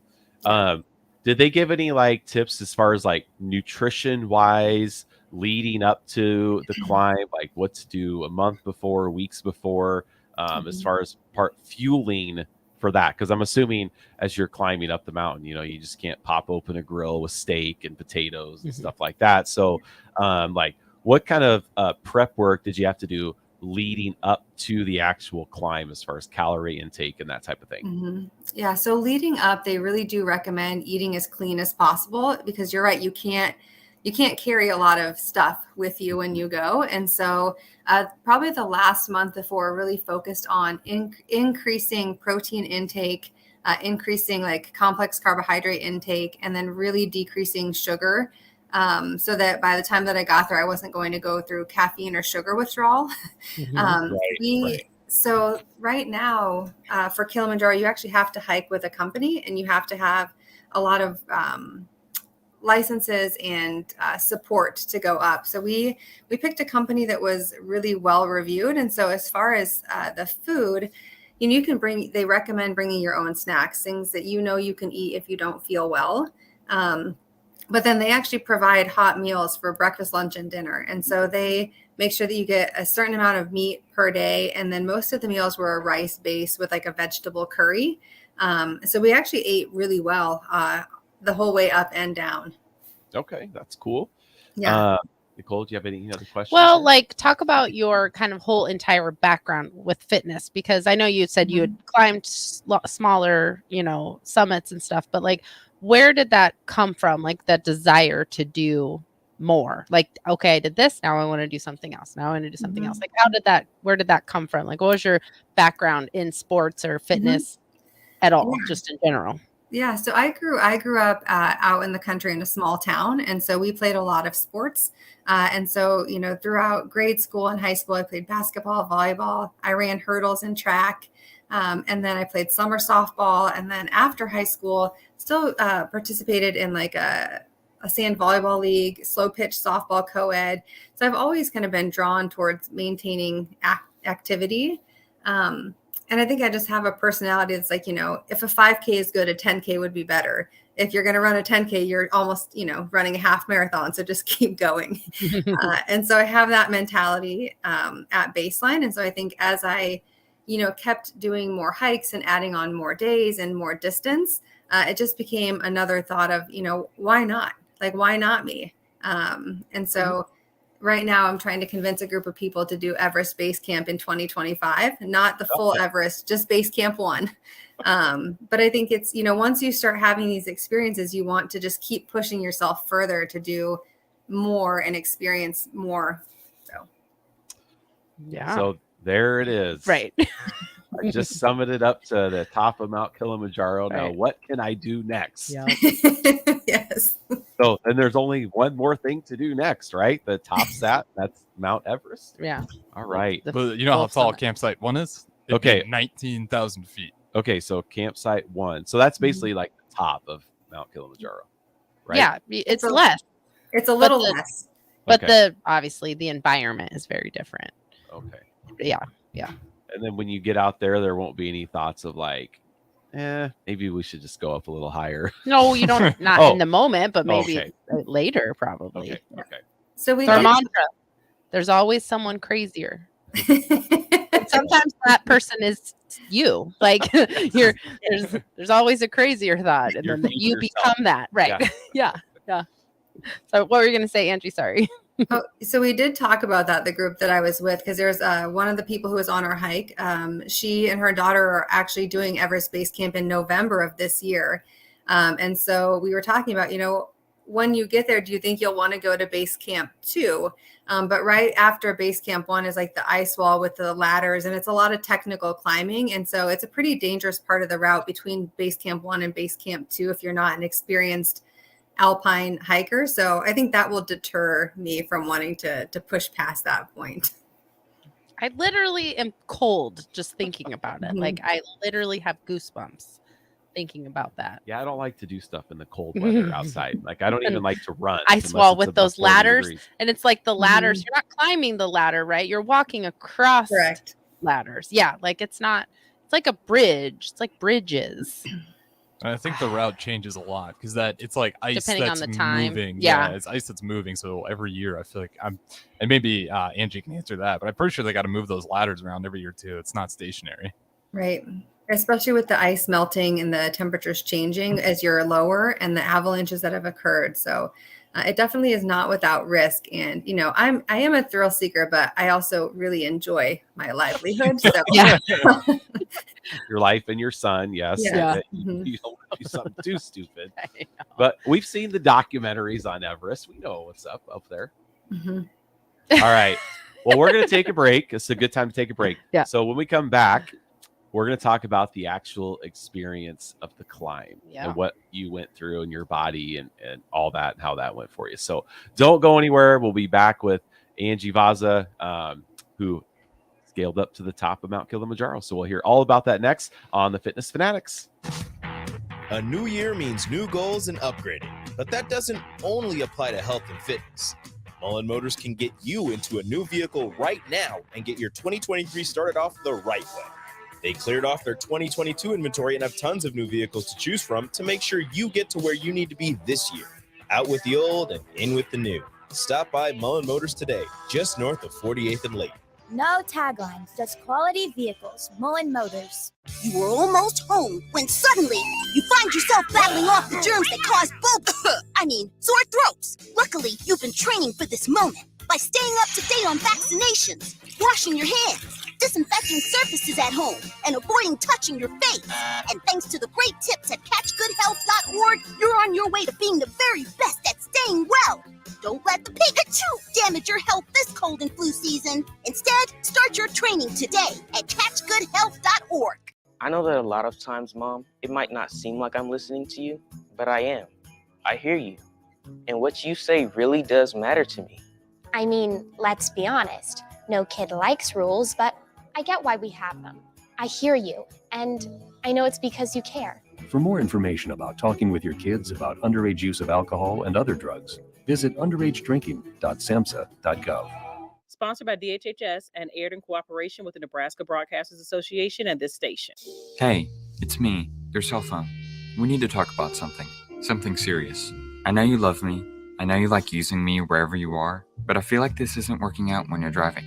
I know you may think that it's possible to focus both on me and the road, but I just don't feel the same way. I think we should spend time away from each other when you're driving. It's for the best.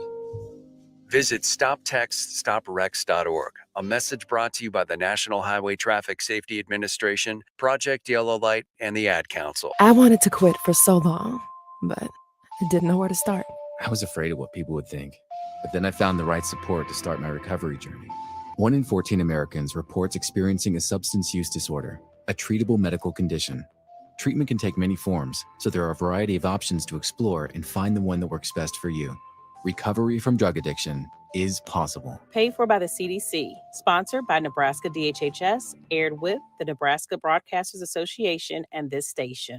Getting experience to jumpstart a meaningful career can be difficult, and education can cost a fortune. Luckily, AmeriCorps can be the solution. With AmeriCorps, you'll earn a stipend and education award while helping people. Plus, you'll gain professional skills and make connections to help you build your career. If you're ready to start a career you can be proud of, visit serve.nebraska.gov/service to find a program for you. Paid for by Serve Nebraska, aired with the Nebraska Broadcasters Association and this station. This is how we do every day. We be grinding, and if you want to come and text us, if you love them enough to turn off your music and pretend like their music is your music, this is Mommy's jam. Then surely you'll check nhtsa.gov/the right seat to make sure they're in the right car seat. Let's play it again. Check today at nhtsa.gov/the right seat. Brought to you by the National Highway Traffic Safety Administration and the Ad Council. The dangers of secondhand smoke are well known. But what about secondhand aerosol, which is created when using e-cigarettes? Science already shows a secondhand aerosol can contain nicotine, heavy metals, and cancer-causing agents. Eliminating exposure to secondhand aerosol is an important step to keeping everyone safe. Breathe easier knowing the facts.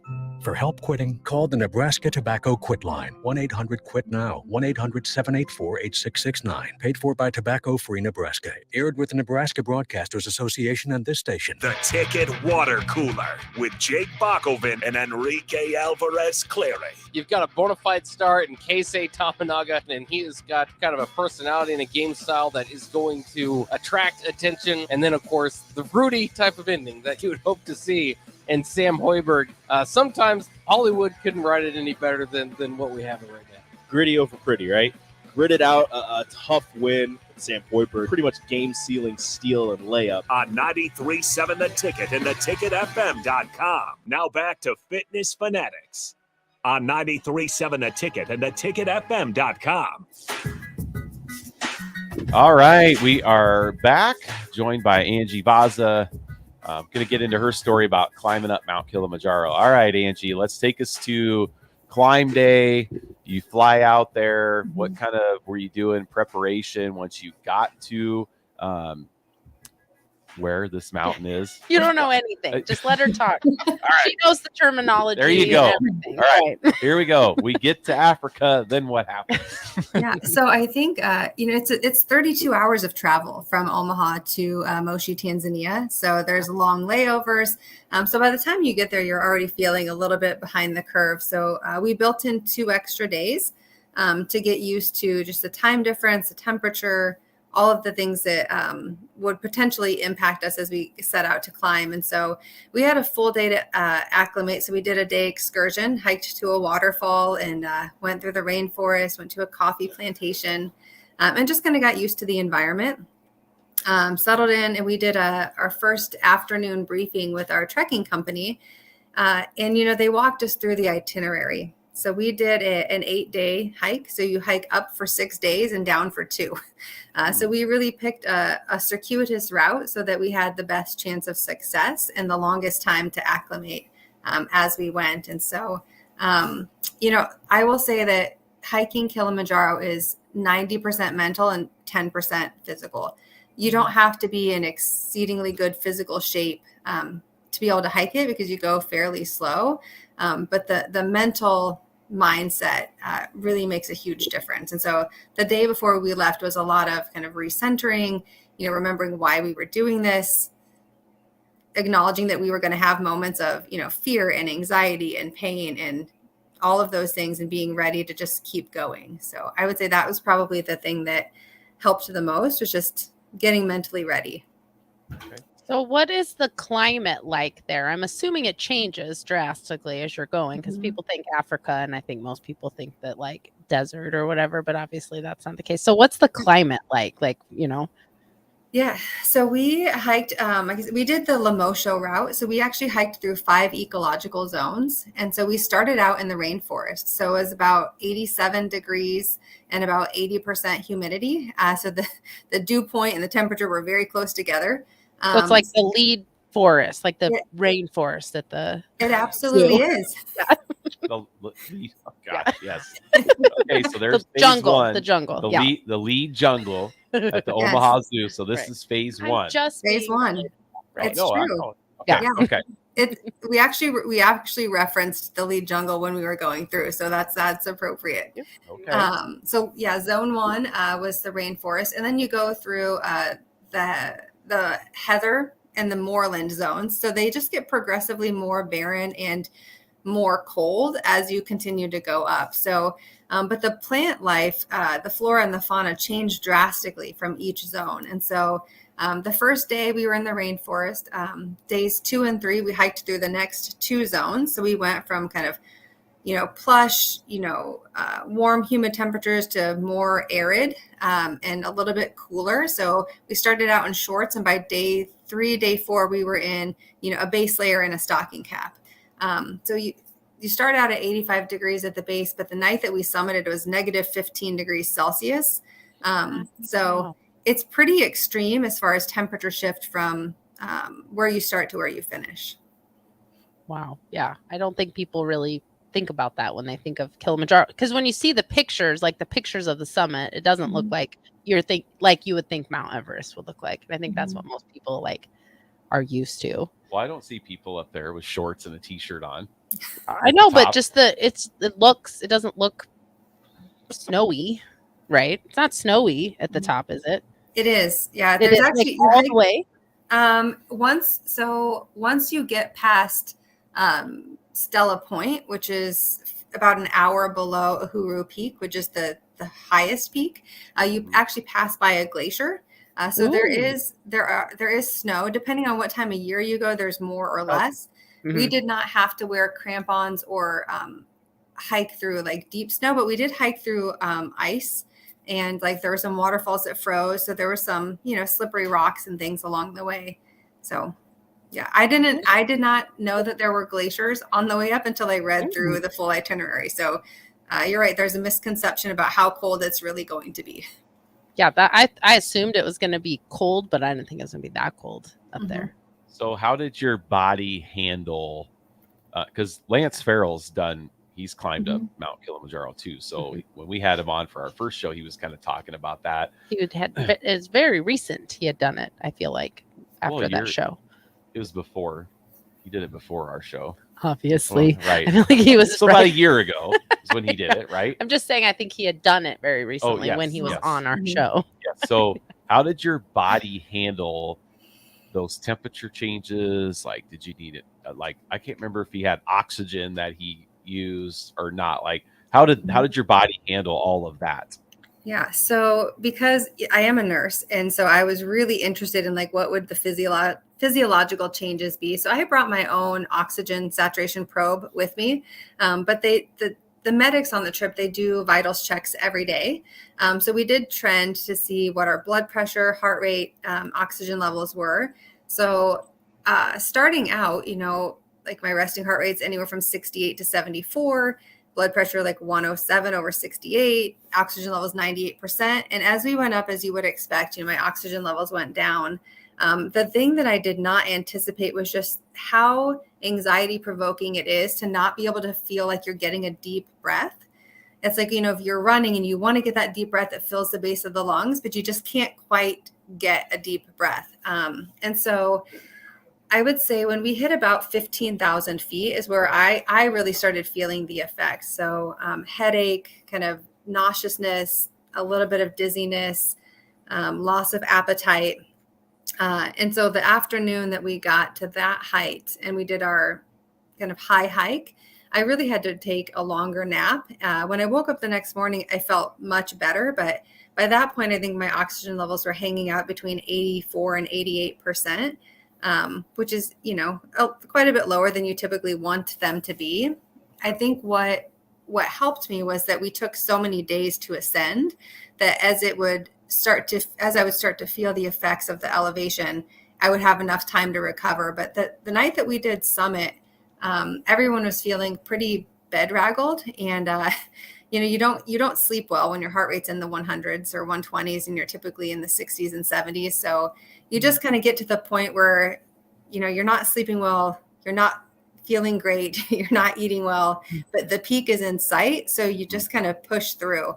I think that, the amount of symptoms that I had really surprised me because I had hiked, 4 or 5 14ers in Colorado and had not had those profound symptoms. So it was a little bit unsettling to say. Yeah. So we did 1,400. Mm-hmm. That's our highest. I don't think we've talked about the actual height of the summit yet. What do you mean? We haven't talked about it. Oh, okay. Okay. On air. Yeah. So what is the actual elevation at the top of your summit? So it's 19,000. I want to say 19,285, but I'd have to look. It's just over 19,000. I think Harrison looked it up and he said 19. I think it's 19,384. Okay, so close. Yeah. And is there just like one spot that when people say they've summited? Mm-hmm. Is there one spot that people go to for that? There is. So there's actually a false summit and a true summit. And so Stella Point is what they consider the false summit. And so once you get to that point, that's where people typically take a rest. It's another 45 minutes up to Uhuru Peak. And that's where they have like the sign that everybody stands with. So that is the highest point. And so that's where everybody goes. They only let us have about 15 minutes at that altitude before they, said, take your pictures, look around. We need to start coming back down. We can't just hang out up here if you're not used to being at that elevation. So, but that is the point that everybody gets to. The pictures that you see of Mount Everest where you have like the line of people that are just waiting to summit, there are sections of the trail on Kilimanjaro that are exactly like that. As you look up, you can see the line of hikers with their brightly colored gear kind of snaking their way up the switchbacks. I think that also surprised me. I wasn't expecting to see that many people hiking at the time that we went, but we picked a full moon hike. And so when we started summit, it was 11:30 p.m. So we started that night at 11:30. We got to summit about 8:40 in the morning. And so we hiked through the night, got to see the sunrise come up, summited about 8:40, and then we descended down to the first camp by 11 a.m. What kind of went? I mean, I know what went through my mind when I got to the top of the Scottsbluff Monument. It's not the same. We looked out around, or when we got to the top of Mount, whatever we were at, the Telegraph Pass. Yeah. like, man, it's nice to rest, right? Okay. Yeah. So what went through your mind when you reached the summit? Well, I was thinking it was and I'm sure this is not what it was like, because it's like when you go places like, I mean, we've been to the Grand Canyon, and you get to the Grand Canyon, you're like, yep, looks just like the pictures. I'm assuming your experience was a little bit different. I'm assuming your experience of the summit wasn't like, you see these big landmarks. We've never been to France, but I feel like the Eiffel Tower is that way. You're like, yep, looks just like the picture. What was your experience like at the summit? Yeah, I mean, I cried. It was a really emotional experience, I think, because we had, kind of cohesed as a group. We all 12 summited together, which does not always happen. But like sometimes people go ahead, or not everybody finishes, or what do you mean by that? Yeah. Okay. Sometimes people fall behind. And so you have a 1-to-1 porter to hiker ratio for summit night, because it's, it's dark and it's steep and you're tired, and there are no guardrails. So they have to make sure that nobody steps off the edge of the mountain. So if somebody's falling back, the porter just stays with them. And a lot of times groups get spread out based on people's physical ability. But our group really stayed well together. So we all summited together. And along the way, everybody had told, what was their personal reason for coming. And I think because it had been such a long journey for me to get there, when we got to the top, just the realization that I had achieved something I set out to do so long ago, that all of us had done it together, just seeing the other people up there and everybody, that made it, so the tears just started streaming down my face. And then you're just kind of giddy after that. It's just a lot of emotions of, excitement and gratitude and disbelief. And then you realize that you have to come back down. Yeah. So, it's also that oh my gosh, it's morning, we've hiked all night, and we have another 6 hours ahead of us to get back to camp before we can really rest. So it's just a whole mix of emotion. That's awesome. So the way down, I have this workout. Oh, I have a question. Oh, go ahead. What do you see wildlife? Yeah, that's a great question. Yes. Yeah. So it was really cool. On the way there, we actually, as we were driving to the La Rossi Gate, which is where we started, we saw a zebra in the field, I guess you would call it, in the open land. So there was a zebra out grazing. So we got to see wild zebra. And then as we were hiking through the rainforest, we saw colobus monkeys. We saw large ravens. And then we saw some chameleons. As you get higher, though, there was no wildlife. As we kept going, we saw, a snake. We saw some ants, just typical things. But it was in the lower areas where on the way up, we saw the colobus monkeys. And on the way out, we saw blue monkeys. So that was really cool to be able to see things that you only see in the zoo out on the hike. Yeah. I know when we went to Alaska, we were in this bus, and we were driving up into the Yukon territory, and there was a bear on the side of the road. And I swear, these people in this bus acted like the driver's just slammed on the brakes. There's a bear on the side of the road, and everybody just piled onto one side of the bus. We've never seen a bear. Yes, nobody's ever seen a bear in their entire life. But it was it was a bear and two cubs. Wild. I don't know if you remember that. No, because I wasn't a crazy person that lunged across the bus to see a bear. In a bus. It's totally, we were in a bus. It's not like we were hiking. Thought the bus was going to tip over because everybody just blocked to one side. It was oh, we see a bear in the wild. I mean, it was so I was just. But that was not the same. But did you have a moment where you were like, okay, nothing else lives here. Should I be here right now? I think that's how I would be feeling. We did ask what would we encounter, and they reassured us that we were in a very safe part of the park, that there were not predatory animals where we were at. So yeah, I think I would be more worried if you were going to encounter stuff. But you see, when you look at mountains and stuff, you see all the crazy goats and stuff. Yeah, the mountain goats that are up there that and love they just the cold. Yeah, but then you're somewhere that not even those animals live. So I feel it'd be a mixed emotions. But yeah, I wouldn't really want to be having to worry about animals either. That would be another level of anxiety for sure. Yeah. Pretty crazy to think you're where no animal wants to live. Yeah. Mhm. Right. I know. Like, yeah. So was there ever that point where you're like, why am I doing this right now? Like, was there ever a moment where you're like, is this worth it? Like, did you have a moment where you're like, you know, Doubt, fear, yes, like, anxiety. do I want to do this? Should I stop? Like Yeah. any moment where you wanted to just give up and quit?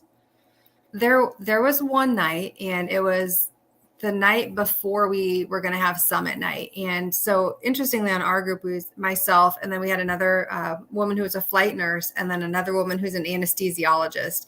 And so we know enough about, how the body works to start to have real concern when you're having all the symptoms. And so, I think there was a night, and my fear wasn't necessarily that I wasn't going to summit. It was like, I don't want to be the person that falls out and dies on the side of this mountain. Mhm. And so when your oxygen level, the lowest mine hit was 78%, which is pretty low.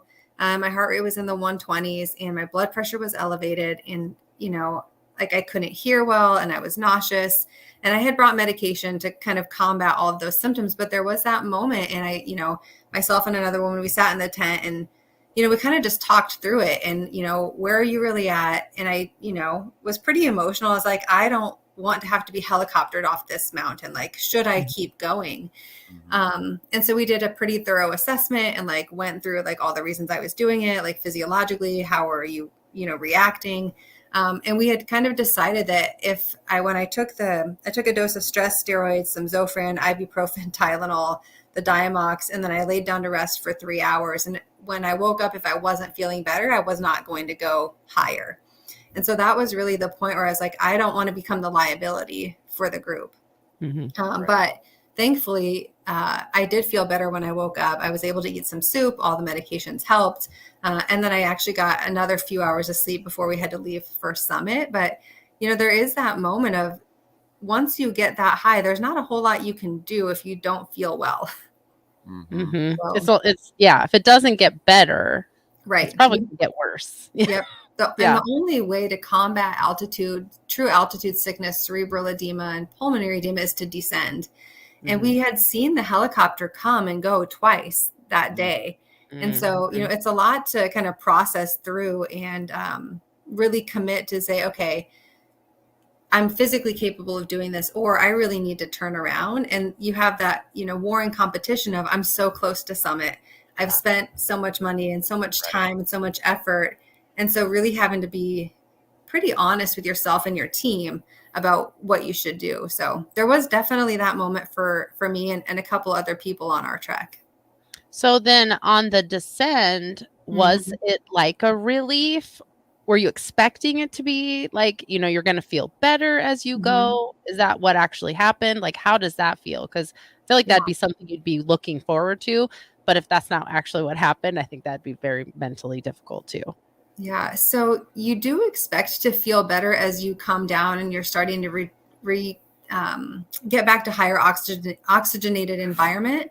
But I underestimated the toll that going down so fast would take on my body. And so when you go up, you have some switchbacks. It's a pretty rocky trail, but the backside down is essentially skiing in dirt for 3 hours. So it's like loose rock, deep dirt, and you're kind of like digging your heels in and sliding down. And so your legs are already tired from hiking, 10 hours. And then you're trying to descend quickly. They call it a rapid descent because you need to get down. And so there was a point where when we got back to our first camp, and we thought we were going to be able to lay down and rest, but we heard that bad weather was coming in.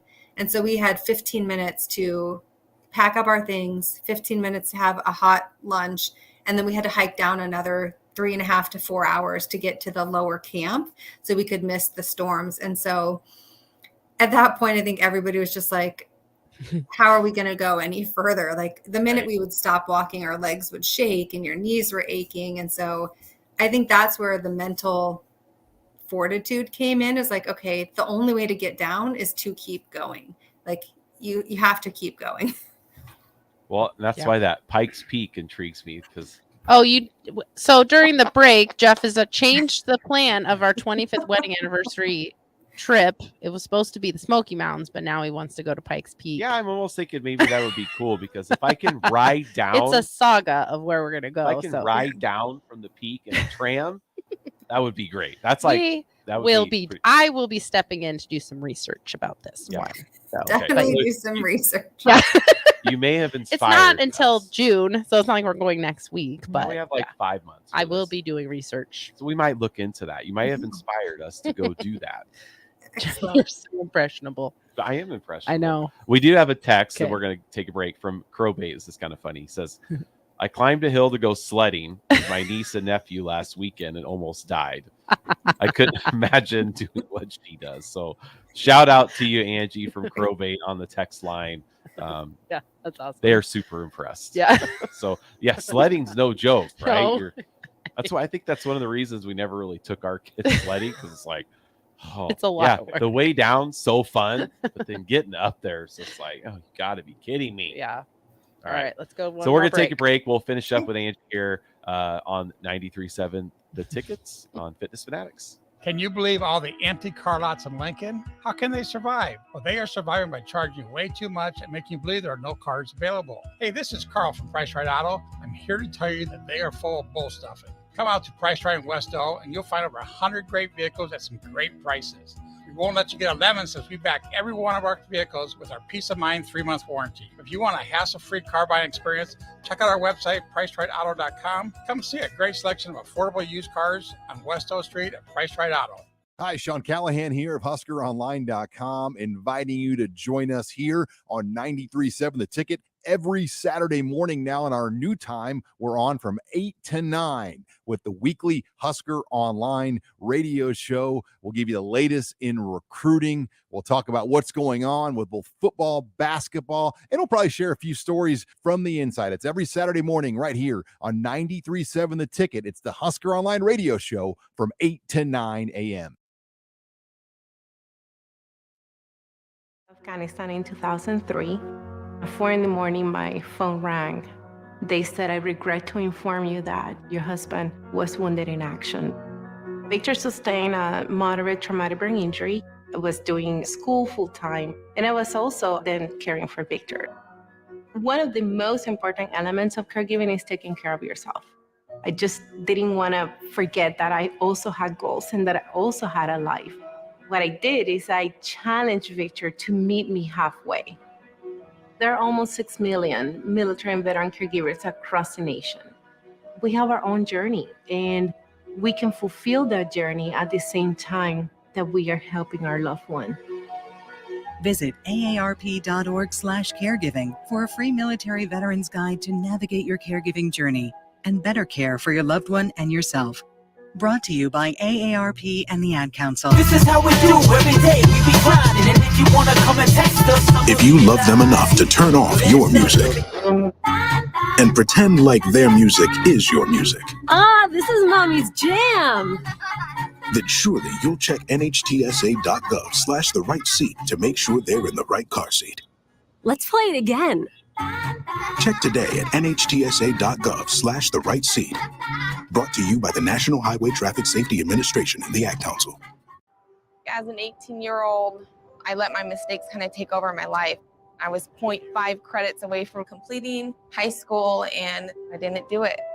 10 years later, at age 28, Jackie finished her high school diploma. When I found out that I was pregnant, I know that I had to do something for myself if I wanted to make her a better person and provide a better life for her.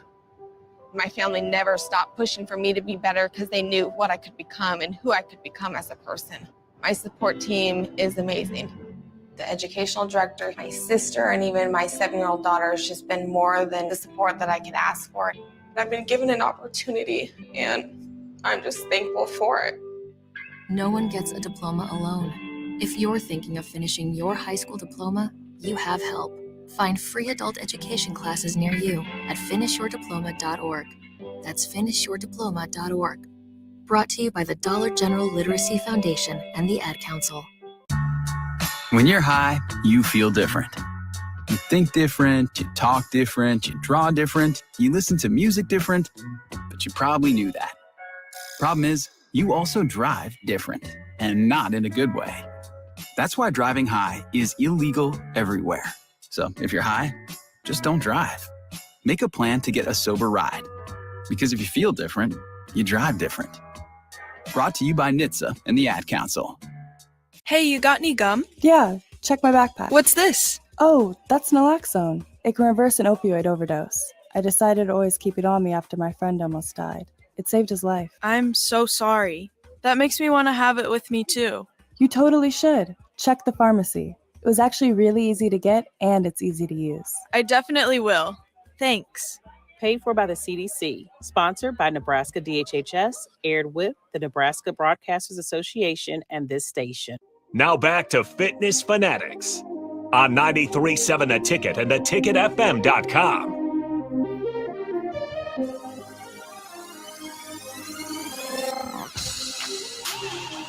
All right, we are back in. We just have a few more minutes left till we wrap up the show here. Angie, we were kind of wanting to know, like, so when you got back, Nicole was saying maybe you had like a midlife crisis, like you just accomplished this goal you've been wanting to do for 10 years. You're 40 years old.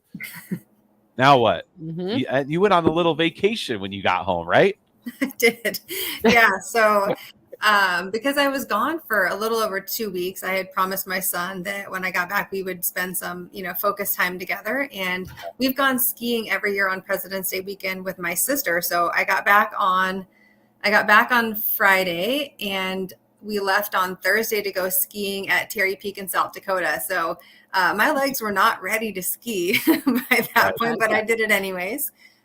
So yeah, we went on a small mini vacation and then we're gone Thursday to Monday.